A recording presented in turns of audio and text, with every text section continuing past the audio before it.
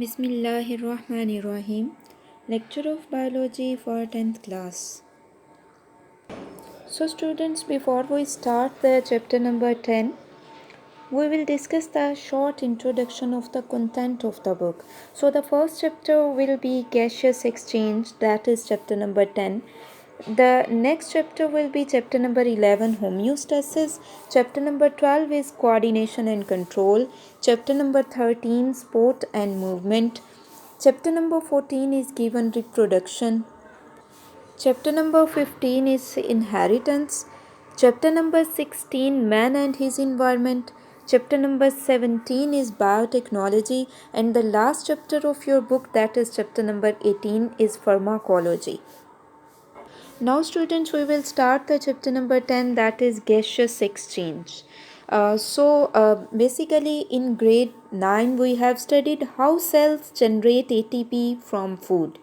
Cellular respiration basically is the process in which the carbon-hydrogen bond that is present in food is broken down, and breakdown in which method by oxidation and reduction reactions, and energy is transformed into ATP. Carbon-hydrogen bond which is present in the food is broken down by oxidation and reduction reactions, and the energy which is released is transformed into the ATP. In aerobic respiration, oxygen is used, we know that, and there is complete oxidation of the food material. Carbon dioxide and water are also produced in this process. Organisms get the oxygen needed for cellular respiration from their environment and provide it to their cells. The carbon dioxide that is produced during cellular respiration is taken out of the cell and ultimately from the body.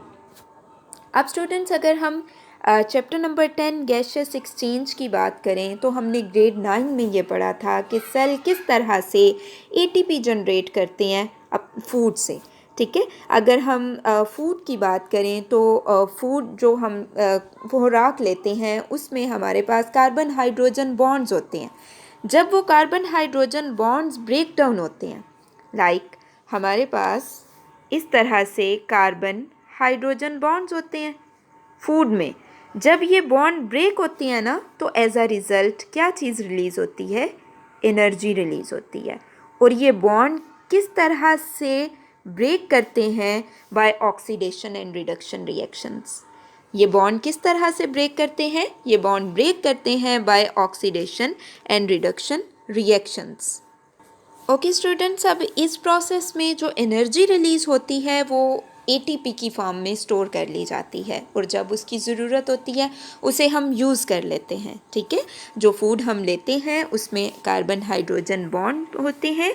ये carbon hydrogen bond break हो जाती हैं in the oxidation reduction reaction से, और energy release होती है, और वो एनर्जी जो है वो एटीपी की फॉर्म में जो है वो स्टोर कर ली जाती है, और जब ज़रूरत होती है तो उसे यूज़ कर लिया जाता है. और स्टूडेंट्स, एरोबिक रेस्पिरेशन में ऑक्सीजन यूज़ होती है और कंप्लीट ऑक्सीडेशन हो जाती है फूड मटेरियल की. कार्बन डाइऑक्साइड और वाटर भी इस प्रोसेस में प्रोड्यूस होते हैं. अब ऑर्गेनिज्म जो हैं वो ऑक्सीजन सेलुलर रेस्पिरेशन के लिए इन्वायरमेंट से लेते हैं और इसको सेल को दे देते हैं. एज अ रिज़ल्ट जो कार्बन डाइऑक्साइड प्रोड्यूस होती है उसे सेल से बाहर और फिर बॉडी से बाहर एलिमिनेट कर दिया जाता है, बॉडी से बाहर निकाल दिया जाता है.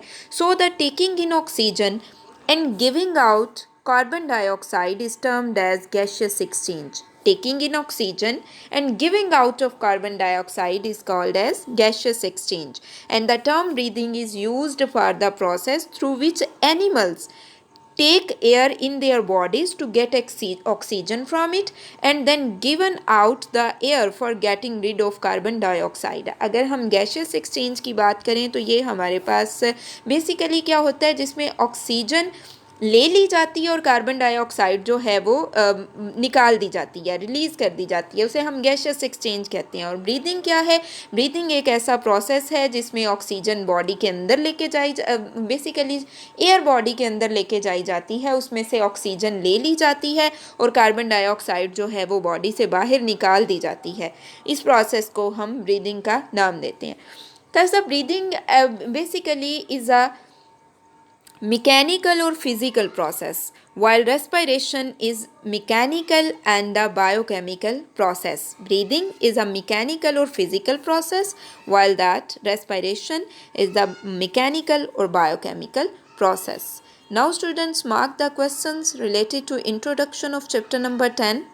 So the question will be differentiate between gaseous exchange and breathing. So the answer of this question will start from here and ends at this point. अब उर्दू मीडियम वाले स्टूडेंट्स क्वेश्चन मार्क कर लीजिए। तो क्वेश्चन यहाँ से जो आपको आएगा वो ये है, गैसों का तबादला और तनफ़ुस यानी सांस लेने के अमल में फ़र्क लिखें। तो इसका आंसर आप यहाँ से यहाँ तक लिखेंगे।